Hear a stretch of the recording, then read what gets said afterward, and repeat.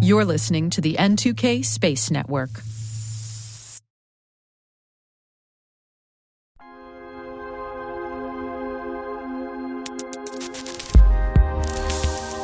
Frank White coined the term the overview effect many years ago to explain the connection that astronauts feel to their home planet after spending time in space. Looking back down to the Earth and seeing the thin blue line of the atmosphere that separates us from the hostile environment of space is humbling. And maybe, just maybe, you could experience it from your home too.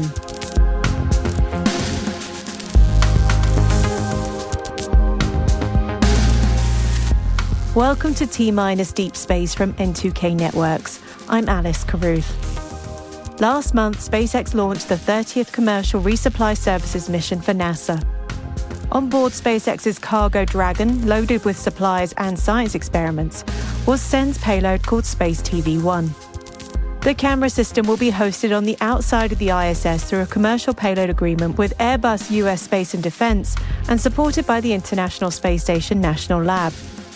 It'll provide a live stream from the ISS that we can all experience from the comfort of our homes. Our host, Maria Varmazis, spoke to Liam Kennedy from CEN about the new payload, and we joined the conversation as Liam explains to Maria about the company's mission. The founder and CEO of CEN, Charles Black, had his own epiphany when he was just a mere little thing working in a garden center in the UK. I think it was 1991. And he was just so passionate about, hey, I want to build something that people of the Earth can see the Earth from space and sort of follow along. And he even tells me that he had a sports cap, baseball cap, and written on it was Space TV. So can you imagine that? And now the dude who is speaking to you about this, I'm a Space TV director. That's amazing.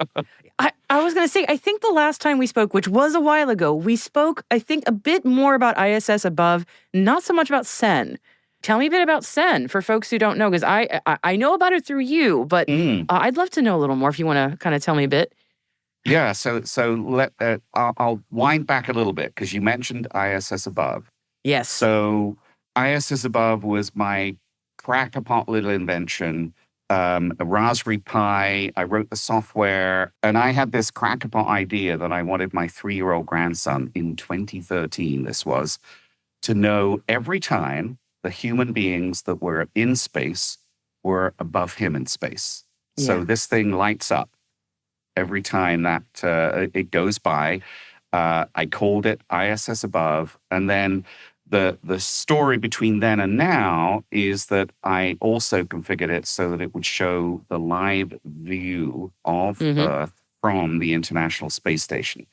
So it both lit up when the station is above, but it also, wherever the space station was around the Earth, it would show NASA's phenomenal live feed from the space station. NASA was the first and only, no one else does this. No one has done this since then, provided a view of the Earth live from space 24 hours a day, 7 days a week. And my little ISS above device is now grown to that first one I built for my grandson to be now in more than 5,000 locations worldwide, in schools, science centers. I have education curriculum for it.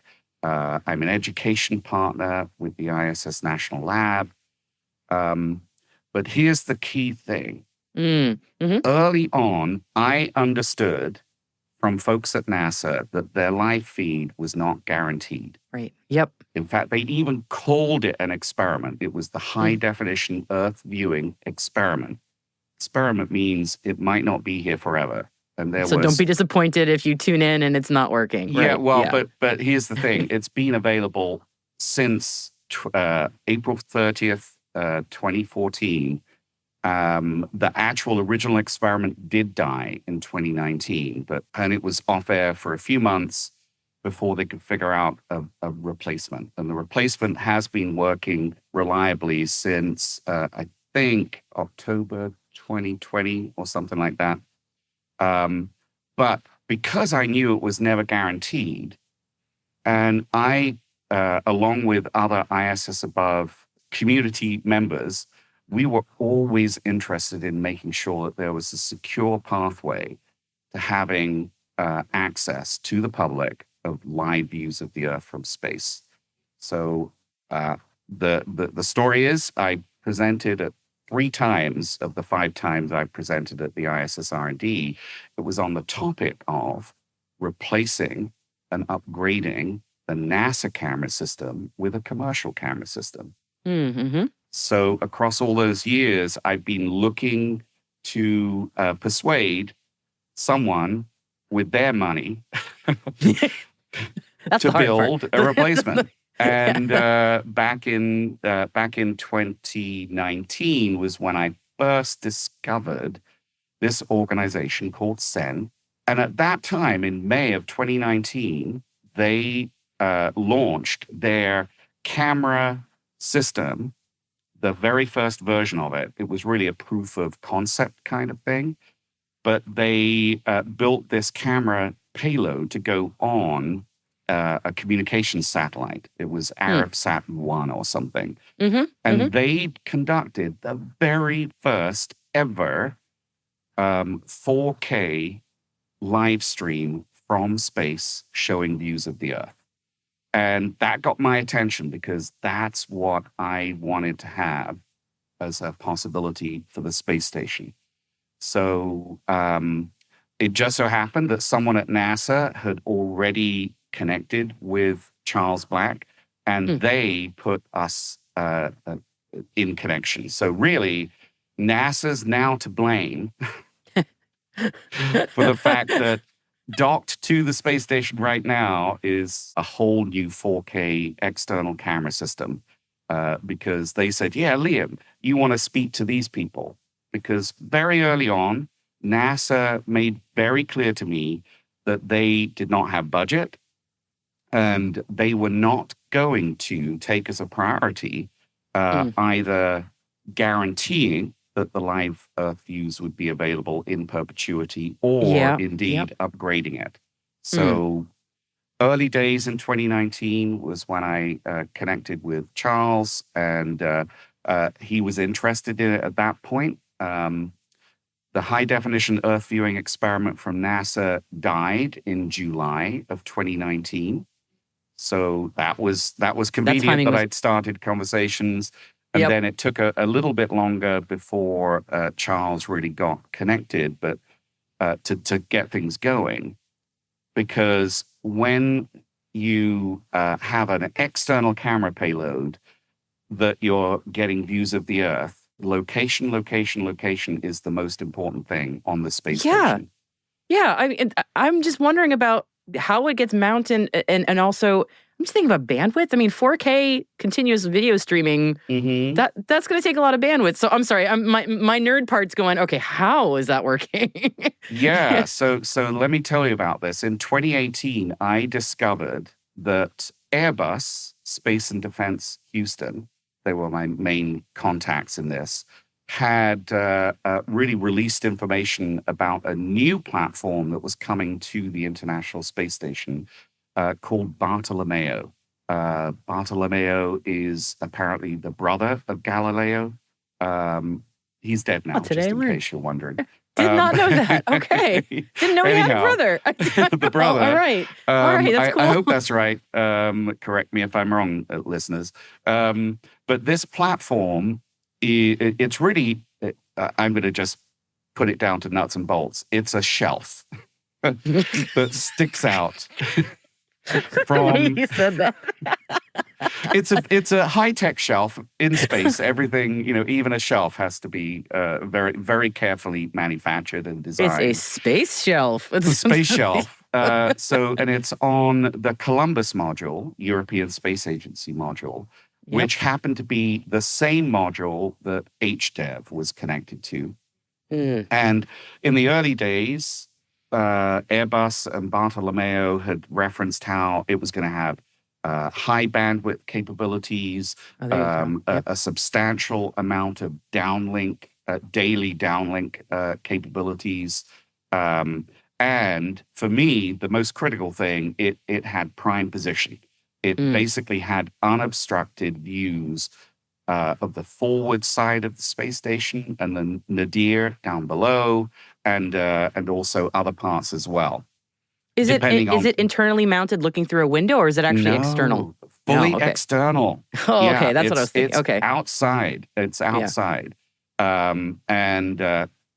So critical things, you brought them up perfectly, Maria, is what's important is location and bandwidth. Yeah. So yes, because the current HDEV system, or now it's switched to something called external high definition camera, which is really a Nikon D4 in a very expensive but reliable system. Oh, you just made all the Canon fans really mad that you said it was Nikon. I'm just going to... Yeah, unfortunately, they will already know this. So I was going to say, all the photography nerds just went way out. Okay. Yeah, every DSLR camera in the station, pretty much everyone is a Nikon. Yeah, it is known. Yes. And there are others. They do have a 4K camera system. They have the red camera system. I think there's a different name for it now, but they do have the Sony capacity for astronaut-operated 4K video. And NASA has done the first 4K live stream from the space station. They did that in 2017. It was essentially an interview, a downlink between two astronauts. It was Jack Fisher and Peggy Whitson, I think. They were the ones that did it. And it's just coming up for the anniversary of that, because they did that at NAB in Las Vegas, which is a big broadcasting conference. But those cameras, as I say, they're internal. They have to replace them probably every 6 months or so due to cosmic ray hits. You'll often see, even on the video that was live, you'd see there are what we call hot pixels on them, where you see red dots all over the place. You can remove them in post-processing, but for live, they're sort of stuck there. Yeah. But so, yeah, going back to bandwidth, where do we get the bandwidth from? We are essentially just going through Airbus. It's called the Airbus Cloud. And there's something that people who are into this know that the high bandwidth, certainly for the NASA side of the operations, goes through something called TDRS, the Transit and Data Relay System of satellites. Yep. I may have, anyway, TDRS. It's pronounced TDRS, but spelled I didn't know that. I know. TDRSS. You've got to make it roll off the tongue. TDRS. Yeah, there's a lot of acronyms that are not pronounced the way I think they are, but once you say them, it's like, oh, well, that makes sense. Okay. Yeah. TDRS. All right. And you said earlier that the SLCs are slicks.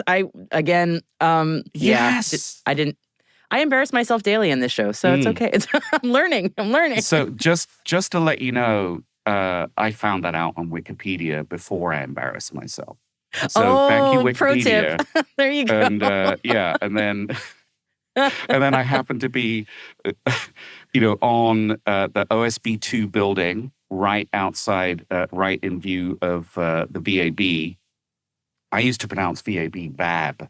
I was going to say, does one pronounce it the VAB? The VAB. No, that we don't say like that. Yeah, that's right. We spell that one out. Okay. Luckily, it was before it was, something that would be terribly embarrassing. I did discover that it was... I follow, don't worry. It is the VAB people. Anyway, I was right there, and that was where I used the term Slick 40 to someone who is really well known in this area, and they didn't look at me with a quizzical look on their face. Maybe they were just polite. That or you passed. I did literally get it confirmed. I did just check. That is the way we pronounce it over here. And he said, yes, we definitely do. We pronounce it Slick 40. SLC, Space Launch Complex. I think anyway, SLC. All this time I've been saying SLC, and I'm imagining people have been yelling at me saying it's Slick. You are absolutely. It is an either or, but I think if you pronounce it Slick 40, then they've got this internal thing going on. That person is one of us. So, and the other side, they just say you're still. Yeah, hey, you're good. You actually know it's SL. You know what pad it's on. Yeah, you know that anyway. So what state is it in? Yeah. There you go. So anyway, back to, so the bandwidth. So everyone's heard of TDRS, who are doing things with this on the space station. In the other side of things is, well, how is, we are Airbus going on a Columbus module, which is all ESA. Everyone knows that's how you pronounce ESA. You don't pronounce yes, it ESA. Yes, that one I got. Yes. Yeah, anyway. As opposed to NASA. I have heard a lot of people call it ESA. And anyway, so where are we getting our bandwidth from? So all we know is that we are contracted through Airbus Space and Defense Houston, who've been long... did you know Airbus does things on the space station, people? Yes. You do. Oh, my God. I mean, I personally do, yes. Yeah, but for some others, it's, you think, oh, yeah, Boeing has a huge part of the space station, prime contractor of the space station. And obviously, they've been doing stuff, government work with NASA for a very long time. A little bit less known is, I would say, is the connection with Airbus. With this particular office that's just close to Johnson Space Center, they have a legacy of doing experiment platforms on the shuttle programs. So, in fact, they have in their offices flown stuff that is their experiment platform that was inside the shuttle. So, wow. So they've done all of that for a very long time, and they do other work. I'm sure in the defense part of what they do, there's things that, I have no idea what they're up to, but they do it. And we will never know. We will never know. We will never know.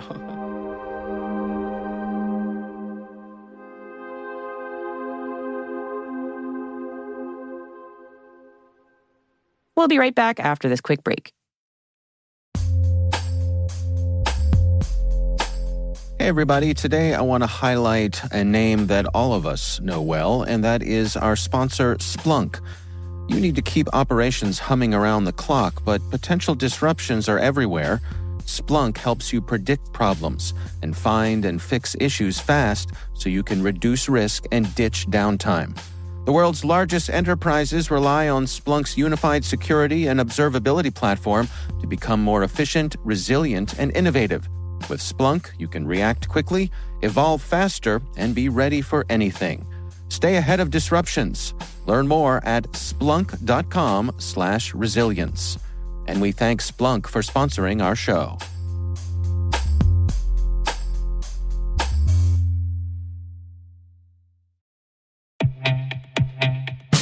And now a word from our sponsor, SpyCloud, the leader in operationalizing cybercrime analytics.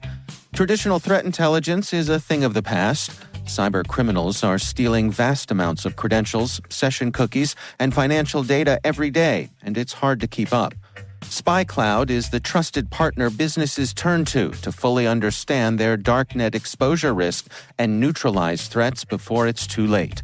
SpyCloud alerts your organization as soon as an employee or customer's data appears on the dark net, so you can act faster than bad actors to prevent cyber attacks like ransomware, session hijacking, account takeover, and online fraud. With insights from the industry's largest repository of recaptured data, protect the digital identities and systems most important to your business. Get your free corporate darknet exposure report at spycloud.com/cyberwire and see what information criminals have in their hands today. That's spycloud.com/cyberwire.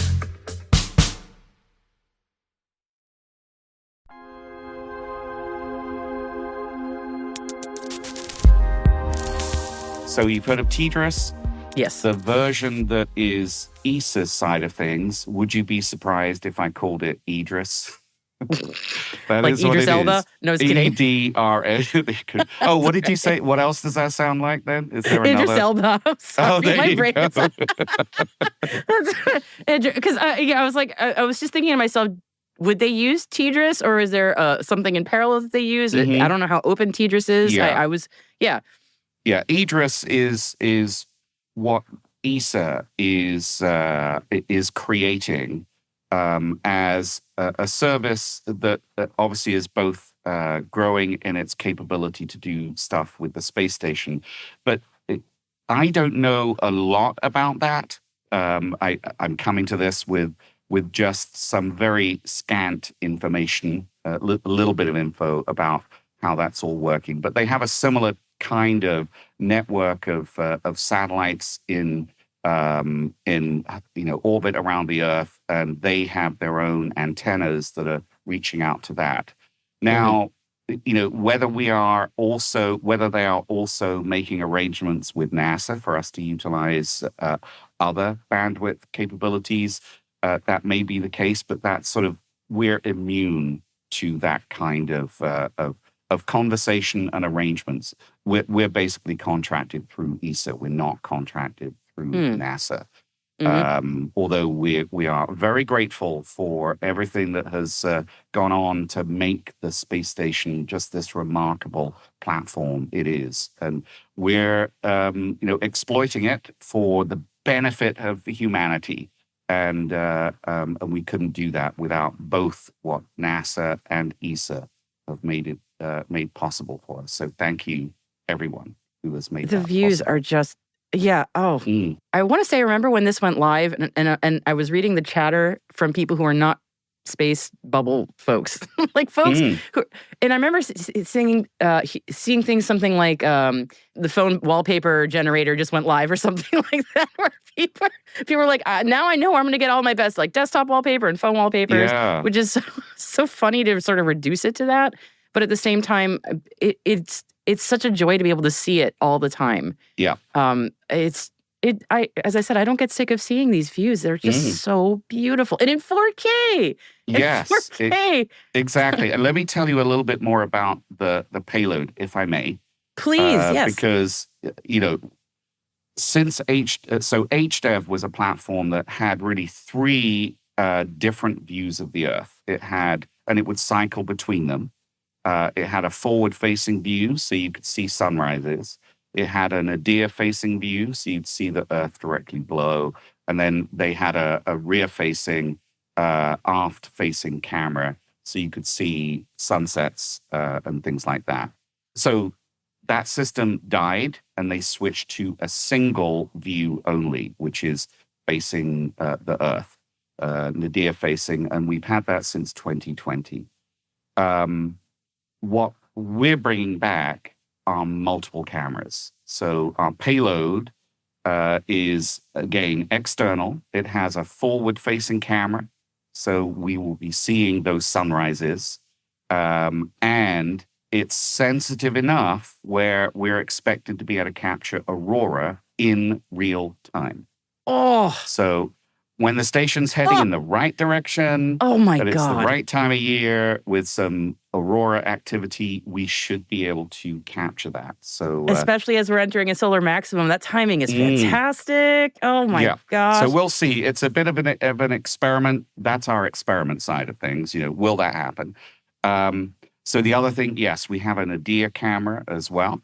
So we'll maintain really good views of the Earth below the space station. Again, very similar to really what we're hoping is that astronauts who've been up there will look at this, and it will be much more of an equivalence to what they see with their own eyes. It'll never be the same because our eyes are just so spectacularly good at dealing with the dark to the light, the number of f-stops or whatever, if you put them into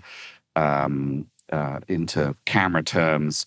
But nevertheless, we expect to go back to really good views, a selection of views.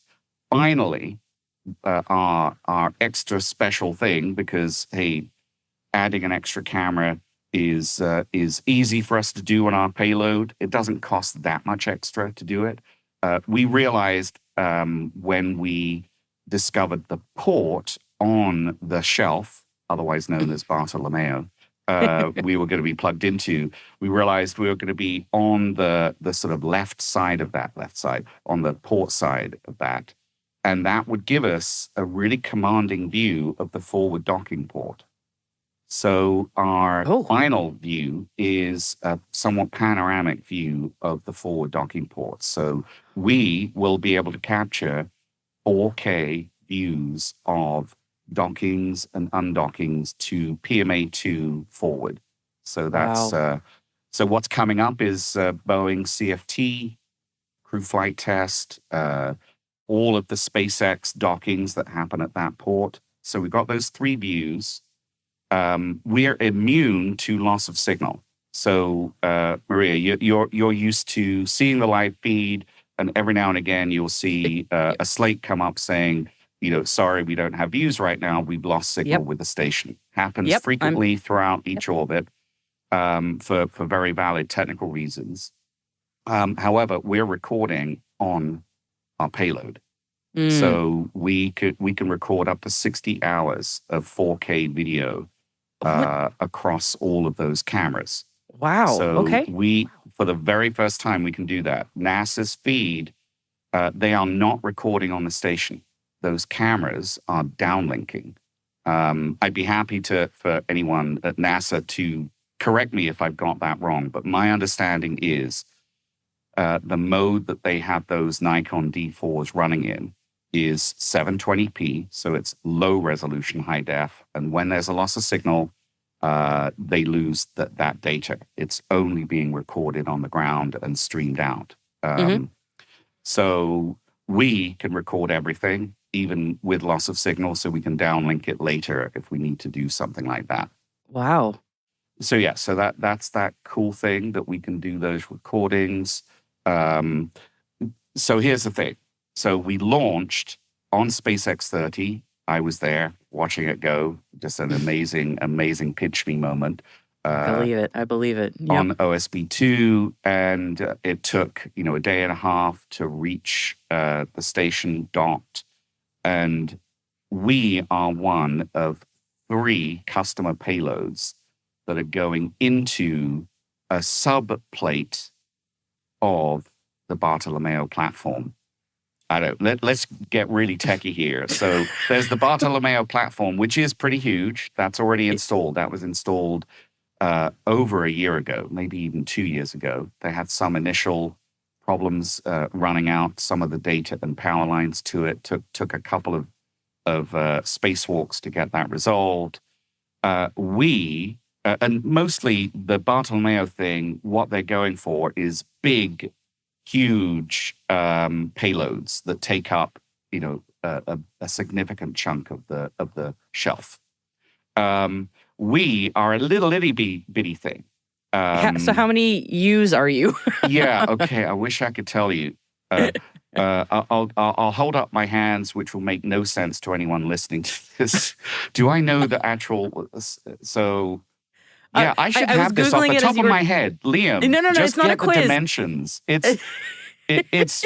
It's not tiny, but it's not. I was Googling Bartolomeo because I was curious. If I could just guess, it would be like 3U. So a U is 10 centimeters. Right. Is so 10, 10, 10. Yeah, it could be 3U by 3U by 3U. No, a U is a cube. So you know what I mean. So yeah. It may be a little bit bigger than that, but it may be 30 centimeters by 30 centimeters by 30 centimeters. So I Googled Bartolomeo while you were mentioning it because I was curious about it. And it says that it takes payloads from 3U upwards. So that would make sense if it was about 3U. So, and the littler ones like us, we go on a sub-platform that goes by the term Argus, Argus. And Argus is a plate that will get attached to Bartolomeo. And so this is how it worked. We were supposed to go up last year, but and we were supposed to go up on NG20, Northrop Grumman's NG20. Yep. But apparently there was a problem with a prior Northrop Grumman Cygnus launch where they had a problem with the batteries.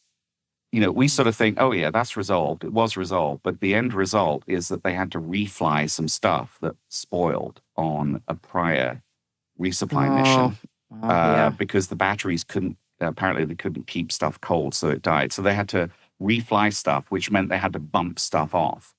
So, and one of ours that was bumped off, we were bumped off NG20 because of that. That's my understanding. It's just the reality of spaceflight. There's a problem with a launch of a commercial resupply, at this time, and then that does have an impact on future launches. So what NASA had to do was get very creative with how they fit everyone into the future launches. So they ended up splitting apart our subplate called Argus. That launched on NG20. So that's still in Cygnus. So NG20 is still docked to the station. And because there's so little space inside to receive new payloads, it's remained there until it's needed, which is now. So NG20 launched in whenever that was. Was that November or December? Anyway, it was sometime later last year. So it's remained docked, and our plate is in there. Okay. Now SpaceX 30 has arrived with the 3 customer payloads that will be connected into that. And the way this works is an astronaut has to get those components, plug them together inside the station. So, and this Argus plate is still, although it's smaller than Bartolomeo, it's still quite large. So I'm looking forward to seeing the downlink when that's happened. It'll likely not be on a private downlink, but the astronauts have to be worked through all of this using procedures that Airbus has written, and it will be supported by the flight controllers at Johnson Space Center, working them through the procedures. So that'll be very exciting. And the most important part of our procedure, and that is going to be called take off the lens caps. Oh my God, yes. Every photographer knows. Why is it all black? Oh my God. So, in a little bit more detail, we actually have 6 lens caps. How do we have 6? Why do we have 6? I just mentioned 3 before. We have 2 each of every camera for redundancy. So there you go. It's so we have 2 of the forward, 2 of the nadir, 2 of the docking port. So they're transparent because the critical thing is that this was NASA safety review. You have to make sure there's no chance of a broken lens causing debris inside the space station. Of course, yeah. So firstly, shards of glass, kind of a problem. Yeah, they'll do a visual inspection without taking the lens cap off. Yeah. And then when it's all okay, they'll then remove the lens cap. Yeah, that makes sense. Wow, a clear lens. That must be cool. Yeah. Never seen that before. Yeah. Huh. So once they've determined all of that's okay, what happens? This is inside the station. Then what happens is between now and then, the robo team with the CSA. Canadarm too? Canadarm, yeah. So the robo team, what they will then do is, so the astronauts will push it into the GEM airlock, Japanese module. It will then be sort of slid out of the GEM airlock, and then the Canadarm will come along, dock to the Argus plate, and then take it around to the front of the station and plug it in to Bartolomeo. So no astronaut time needed. It will, apart from inside the station, at that point, it will be a robotic installation. And the final bit will be connecting the power and data line. There's just one line that will come in. And then from that point, we'll then go into full-on test, doing everything that we need to do in order to test this. So make sure it's working. This is how the sausage is made. The space sausage is made. It's truly, I mean, it's not just astronaut time inside, but it's also Canadarm outside. It's like you get all of it. You get all the good stuff.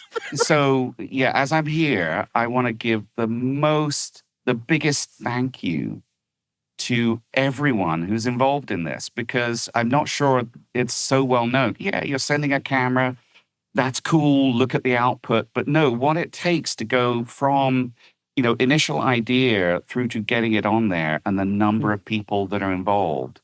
But what I never realized is I have a personal friend who is a flight controller, and he's the flight controller position. It may not be him, but who does the actual work with the astronauts.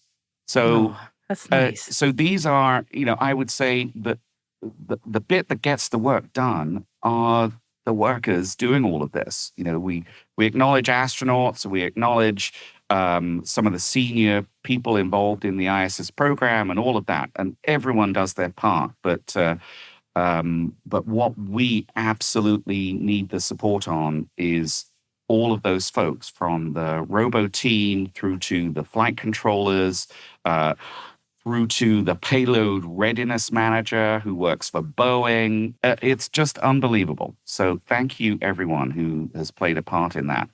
You have my gratitude for all of what you do. And clear admiration as well. I mean, truly, it is really remarkable how many people it takes to, this is not a simple thing, but it is truly just an amazing team effort of so many people who often, as you said, don't get that acknowledgement publicly. Yeah. It's remarkable. It truly is. So firstly, everyone go to sen.com. That is where you'll see footage from our current satellite, ETV-A1. And that's also where you will see the footage from Space TV-1 when that becomes available. It's entirely free to the public. There is an app.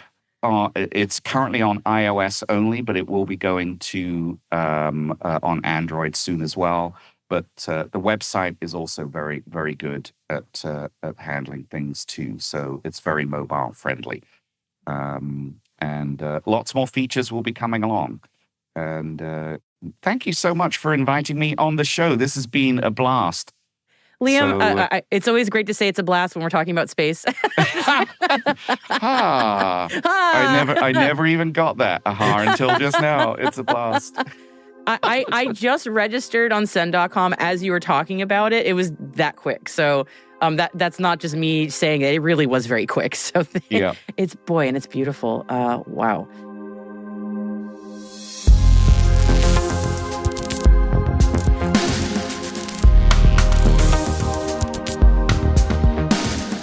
That's it for T-Minus Deep Space for April the 20th, 2024. We'd love to know what you think of this podcast. You can email us at space@n2k.com or submit the survey in the show notes. Your feedback ensures that we deliver the information that keeps you a step ahead in the rapidly changing space industry. This episode was mixed by Elliot Peltzman and Trey Hester, with original music and sound design by Elliot Peltzman. Our associate producer is Liz Stokes. Our executive producer is Jen Iben. Our VP is Brandon Karth. Our host is the wonderful Maria Varmazis. And I'm Alice Carruth. Thanks for listening.